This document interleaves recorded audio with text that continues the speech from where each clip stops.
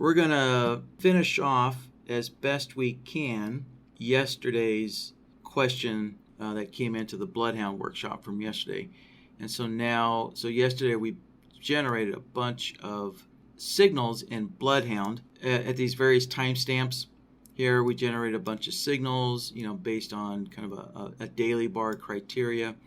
And so now we need to just build all of the order sets, the entry orders and the profit targets and things like that.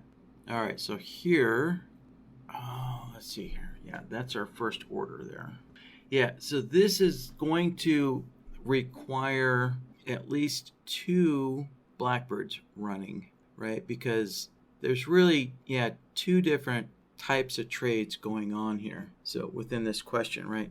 So we have the overnight trade happening, right? So at 1:30 during the night session, right? We have 3 contracts and we have 3 types of profit targets here, right? So we have an 8, 16, and 30 tick profit target and a 13 tick stop loss below the close. But then at the market open, we have a different type of trade. So let's see. Yeah, so there's no profit target with this market open trade. There's just closing times, right? Yeah, so there's just closing time criteria, close each contract out, at a different time here, right? So we're dealing with different exit order. I'm trying to think of the correct terminology here. We're dealing with different exit orders.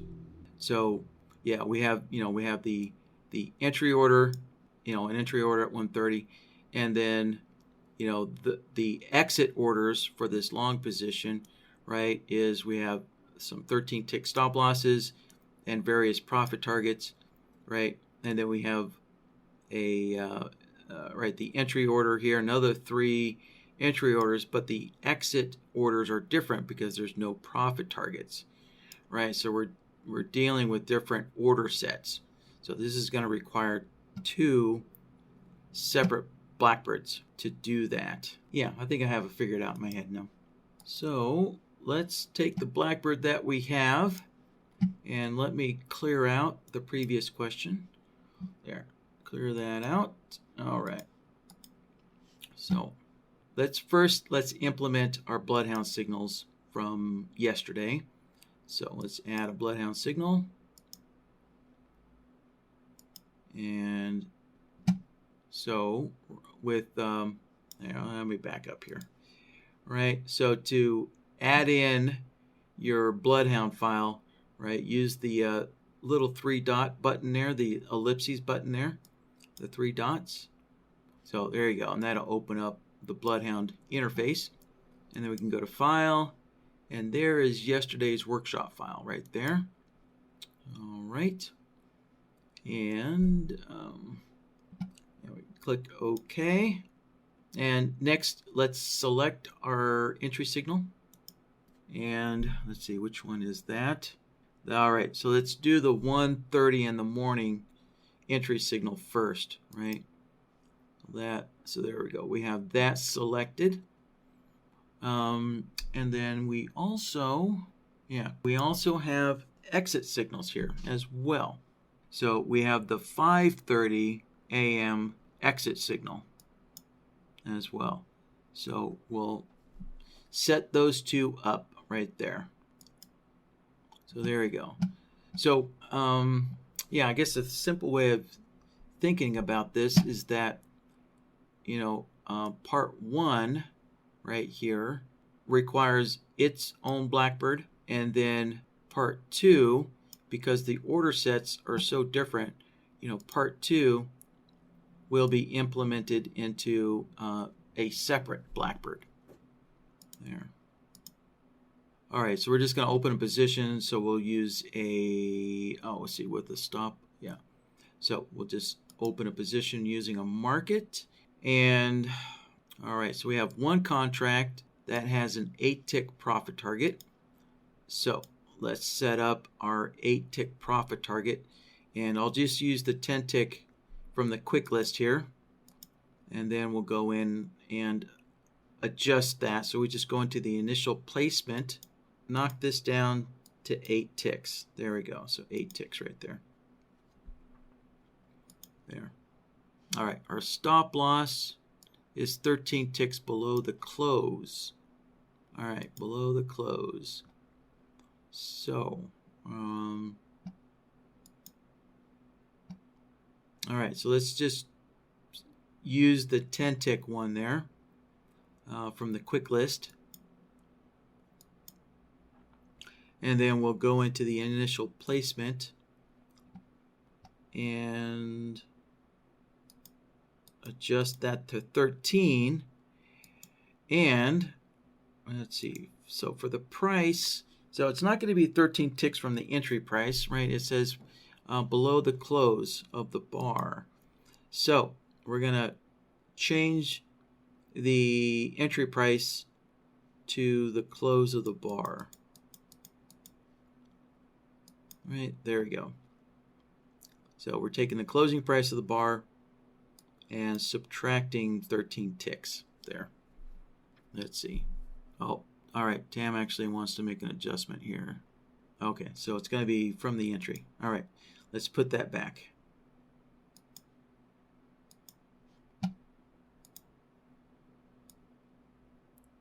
All right, we'll just clear that out. There we go. All right, so just a simple 13 tick stop loss there. All right, so there is our first profit target order set, right? So we need 2 more. So let's just make a copy here. So we'll make a copy of A. So our next profit target is 16 ticks. So let's open up the profit target and increase this to 16 ticks, like so. All right, that's done. And so we need 1 more. So let's make a third order set here. And so now, and let's just type in 30. There we go. All right, so there is our 3 order sets, with our 3 different profit targets there. All right, so 1 contract each for a total of 3 contracts there. And let's see here. Yeah, that is all we need to do. It was just that simple. So our 5:30, exit time.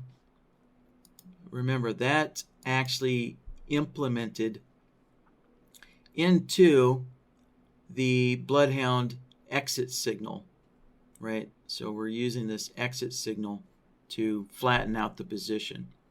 So, on some, under some circumstances, again, it all comes down to the details of your system here. There is no one answer, or one, there is no one solution fits all trading styles, right? But sometimes you might need to put, that flatten condition into your trailing rules here, but not this time. So now there's one last thing we need to do, right? Because remember, this BloodHound template here has the entry and exits for basically situation number 1 and situation number 2. So what we need to do is go into the scheduling here and limit. So we need to place a limit on BlackBird. So let's see here.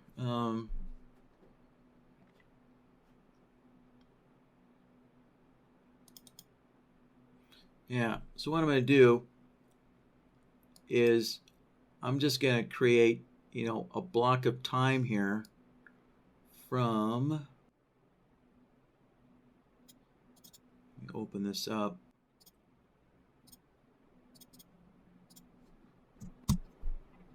there. So I created a block of time from 1 a.m. to 5:30. What's going on? There we go. To 5:30.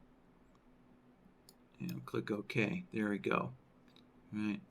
So yeah, if I change my resolution to 30 minutes, there we go. So now we can see it's from 1, to 5:30 there. Right. So what that'll do is that'll restrict, BlackBird.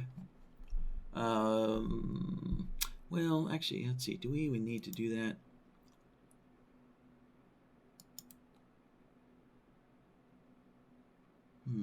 Yeah, you know what? We don't even need to do that. That's overkill. Sorry. Yeah, that's overkill because our BloodHound entry signal, it's tied to 1:30. Yeah, we have our entry signal actually tied to the 1:30 signal. So yeah, the scheduling is actually overkill. That's not needed. So yeah, let's clear that out. We'll just clear that out and turn that off there. Not necessary. So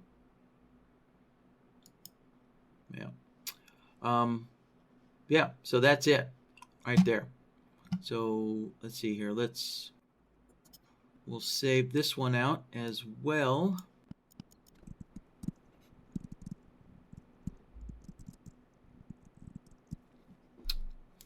All right. So this BloodHound template, or this BlackBird template, is using this BloodHound template file, right? So it's using yesterday's workshop file. The entry is just a market entry. The profit targets, well, we have an 8 tick, a 16 tick, and a 30 tick profit target, and the stop losses are all just a nice simple fixed 13 ticks. So there we go. All right. So this would be number 1. So let's see here. Yeah, we can do something like that. Put a number 1 in there, right? So that's situation number 1, and we can save that out. So let me see if there's any questions on this so far. Let's see. Tam's saying, yeah, if profit target 3 is not hit by 5:30, the position should be closed. Right. That's what the exit signals do here, right? So this exit signal option is to flatten any open contracts, right? So if you have any open positions, that's what these exit signals are for, is exit any open position no matter what, right? So we have our 5:30 our 5:30 long position exit signal is set up in there. So that will flatten everything out. Anything that's open will be flattened out if it hasn't been closed by the profit target or stop loss. So anything that's still left open will be closed out there. So let's continue on here with condition number 2 here, or trade number 2, I guess. Yeah, so all right, first, let me just save this again here. And all right, let's open this up. And let me clear this out, and we will start from scratch again. So once again, let's add in our BloodHound signals and add in our BloodHound template file from yesterday. All right, there we go. Oh, and one thing I didn't mention is it's always a good habit to take a quick look at your logic boards here, right? Specifically your entry signals. So it's always good to take a quick look and make sure it looks like everything's connected up correctly, right? Especially the result node. You want to make sure that result node is connected, to the right spot. Make sure that it's not, left in a testing phase where maybe the result node was connected to one of the solvers, because you're doing some testing and things like that, right? So it's always good to make sure everything looks like it's connected properly. So that entry signal is, and here's our 930, and yeah, this one, the leaders all look correct as well. So it's good to always just do a quick look, make sure everything looks good. All right, now we can close that out. So our entry signals for trade number 2 is going to be the 930 entry signal.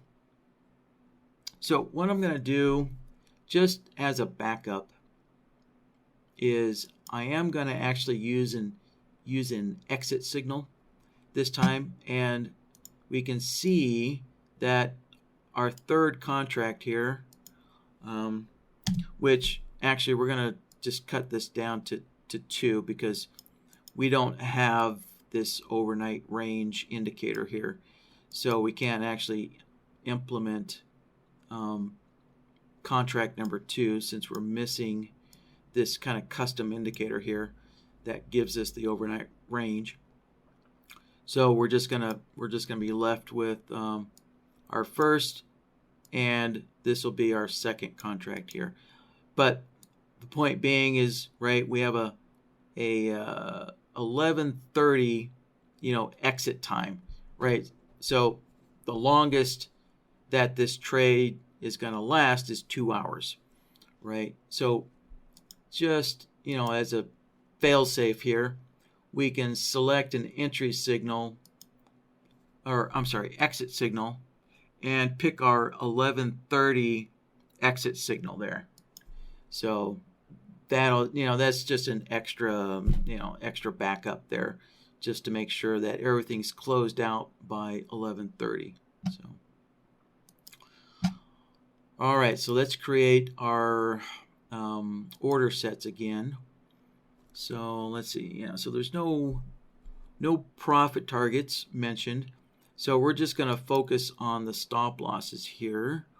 Well, and there's no hard stop loss mentioned as well.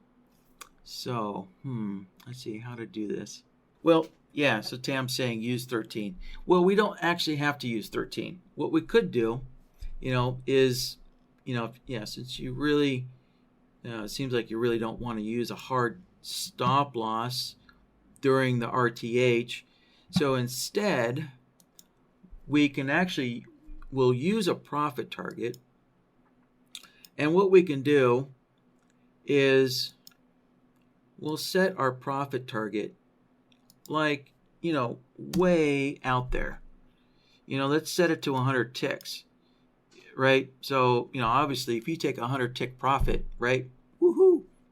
Awesome, major winner, and depending on what instrument you're trading, maybe the volatility, the daily volatility, or that the first 2 hours, maybe 100 ticks isn't enough. Maybe you want 200 ticks profit target, but so you can set this profit target way out there so that if it does get hit, you're absolutely satisfied with taking that profit target, right? So, so we can just create a profit target that's way out there, and if it gets hit, awesome, a major profit there. And what that does is, using the profit target, that also gives us access to the trailing actions here. So I can set the trailing actions to custom, and I can add a custom trailing rule here. And all right, so we're gonna close at 10 a.m. All right, so we're going to use a trigger, and we're going to look for a BloodHound signal. right? So within this menu here, right? So for our BloodHound template, you can see that, right? Since we have a BloodHound template loaded into our trade signal section, right? Well, right. So so BlackBird has this BloodHound template already cached, right, in memory. So we can just quickly select it right there. And next, we need to select which of these signals do we want to use for closing this contract, right? So that's going to be our 10 a.m. exit signal right there, right? So 10 a.m.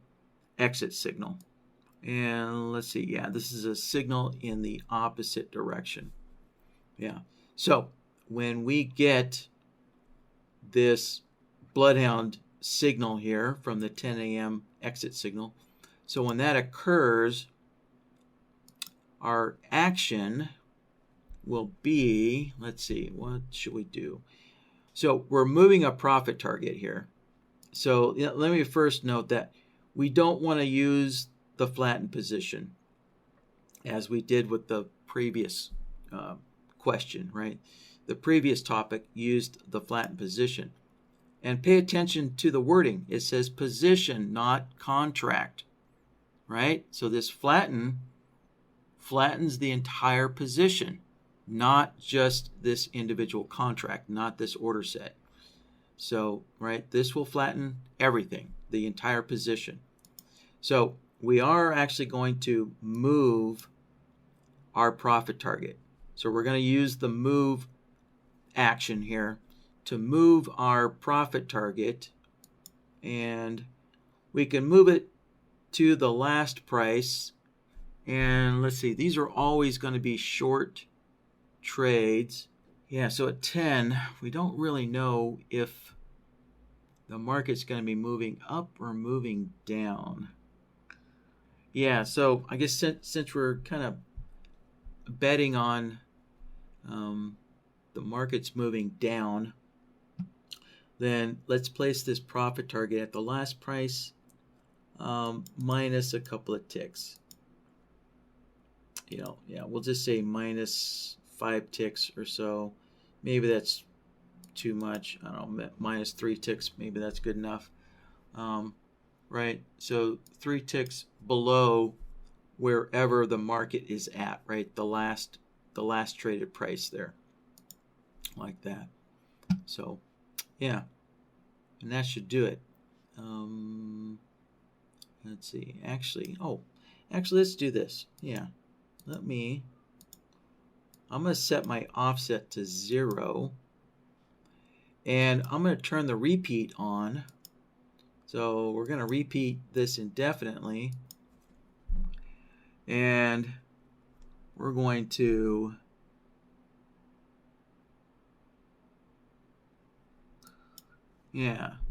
so we're going to repeat this action to move our profit target, with every tick of movement here. So, right, so I'm using the I'm sorry, I wanted to use the ticks of movement, not points of movement. Yeah, so we want to use the ticks of movement in either profitable or loss direction. So it doesn't matter which direction the market moves. Every time the market moves 1 tick, we want our profit target to move 1 tick, until it finally gets filled, right? So yeah, so that way our profit target, so in case the market's moving super fast, and that profit target, if it gets moved and then the market backs away from it, then we can keep that profit target moving with the market until it finally gets filled, something like that, right? So yeah, I think that should do it. So, and let's see, since this is a short trade,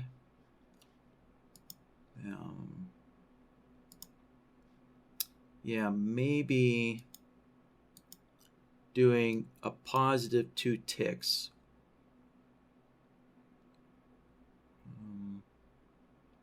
Yeah, I think I have this right. I think we'd want a positive 2 ticks to kind of help out. Yeah, to help out.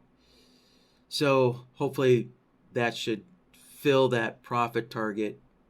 So if the market is moving upward and we're in a short trade, moving that profit target 2 ticks above the last price, if the market's moving upward, should move that profit target high enough so that it gets filled the first time. Yeah, the first time there. So, yeah, I think that should do it. Right. So, the short version of it is that we're moving this profit target to wherever the market is currently at to get this profit target filled. At the 10 o'clock. At the 10 o'clock time here. Yeah, so we're working on this one right here. All right. So we can do that, instead of creating a hard stop loss, if you want to do that, but we could do the same, if you want to use a stop loss, instead of a profit target, we could do that. You could just do the same thing, just create a stop loss, and then with the stop loss, you just implement, you just build this same custom trailing action here, the same custom trailing rule, and just move that stop loss to wherever the market's at, and get that stop loss filled. Either way, so either way, works. So, all right. So that is our first order. So our second one, we're going to close that one out at 11:30 there. So, so let's make a copy of A. There we go. And now we just need to go into our profit target trailing rule, and let's adjust the name here. So this one, we want to close this one out at 11:30. So now we need to go into the triggers, right, and go into our BloodHound logic template here and select our 11:30 exit signal. So there at the bottom of the list is our 11:30 exit signal, and just select that, and there we go. Now we're done. We're done with that one. All right, and that does it. So let me save this out.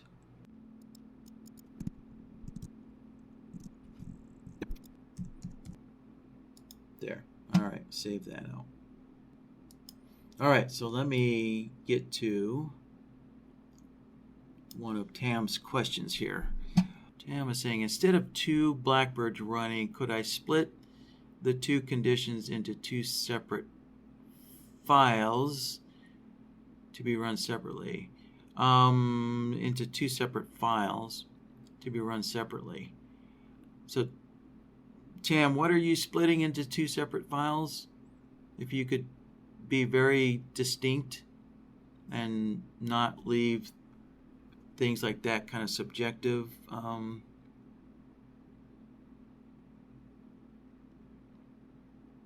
So are you thinking of splitting the BloodHound file into 2 separate files?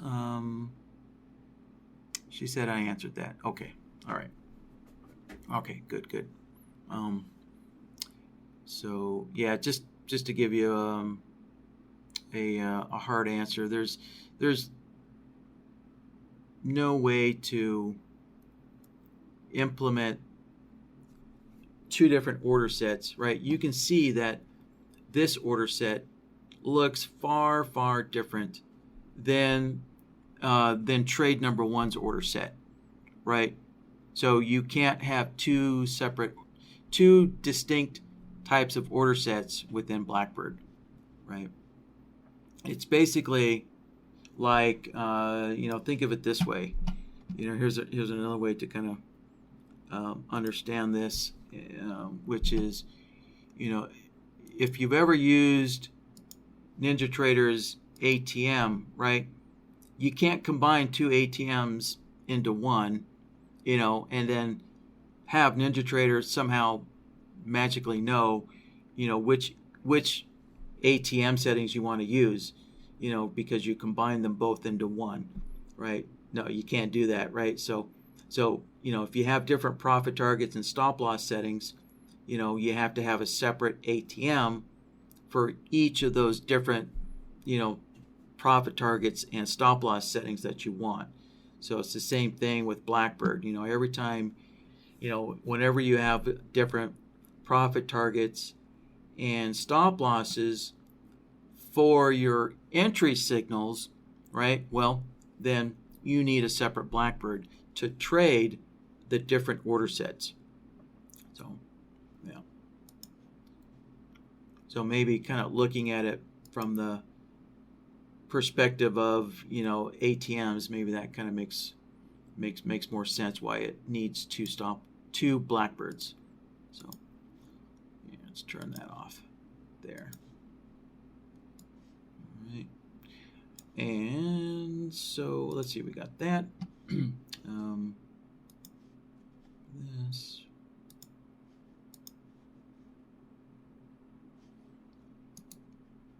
So what we can do is let's pull up two BlackBirds like so.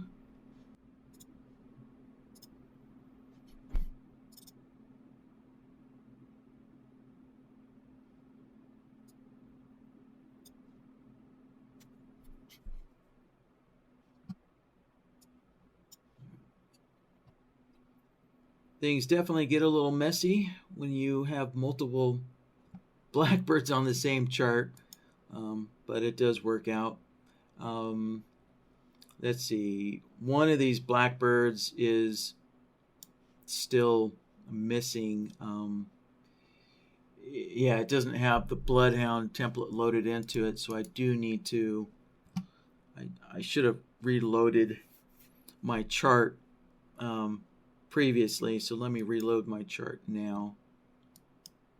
So that way both of these BlackBirds can get that BloodHound template loaded in. All right, I have my Q&A window cleared out, and we have our two BlackBirds.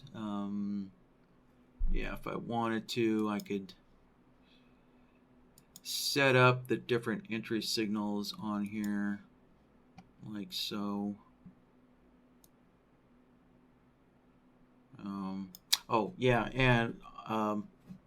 Remember, I'm on a wrong chart type as well, so this should have been on a minute chart, so let's switch that over.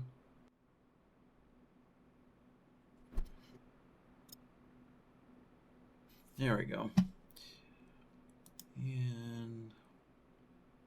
And so the last thing I wanted to just remind you of is, because the BloodHound system uses a daily bar data, to make sure that you have enough days on your chart. So 5 days, should be plenty. That'll be plenty there of days to build a daily bar from. Even for Monday morning over the weekend, right? It's going to build a bar from Friday, I believe. So 5 days will go past Friday there. So 5 days will be enough for that daily bar to be built. So there we have it. All right, those were the two main topics here that were emailed in for today's workshop. Tam's asking, can I test it? No, because this is all locked to specific times a day, right? There's no way to change the time, to 1 a.m. and so forth. So in order to do that, if you wanted to test it there, you would need to download a whole bunch of playback data feed. You'd have to download, which is something I don't do in these workshops. That's just too time consuming there. But if you do want to test this out, you would need to download a whole bunch of playback connection data, for the days that you're confident, that those entry signals should occur, and then you can run it forward using the playback connection. All right. So, one thing to note about NinjaTrader's playback connection is that the playback connection has behaviors unlike any other data feed. So when you're using the playback connection with BlackBird or with Raven, I don't think NinjaTrader really ever considered the problems that their playback connection would create if somebody decided to create a menu system like BlackBird has, right? So BlackBird has this unique menu system here, and so I don't think NinjaTrader really ever gave menus like this enough consideration. So with the playback connection, when you rewind it, right? The beauty of the playback connection is you can rewind it, just move that slider backwards in time. But before you ever move the slider on the playback connection, always turn off Blackbirds, right? Always turn them off first, and then you can move the slider. So now I have those turned off here. Let me disconnect that. And let me pull up the playback connection here. Yeah, of course I don't have any data here, but yeah, before you ever move this slider here, don't ever move that slider without turning BlackBird off first. So when you move that slider around, man, it just wreaks havoc on strategies and whatnot when it's resetting all that data. It just really puts, any kind of program with a nice menu system, it just really kind of wreaks havoc with it. So always turn your strategy off first, then move your slider, get your slider exactly where you want it. Let all the data load up, let the chart finish loading the data and populating. And once the chart is all settled down, so to speak, right? Because that's the thing is, when you're moving the slider, the data on the chart is constantly shifting and changing, and it's, it just wreaks havoc with fancier programs. So once your chart has settled down and Ninja's finished bringing up all that data on the chart, then it's safe to turn BlackBird back on, and then you can start the playback connection at that point. So just definitely don't be moving that slider when BlackBird's enabled. Otherwise, eventually it's just going to crash BlackBird, and or BloodHound.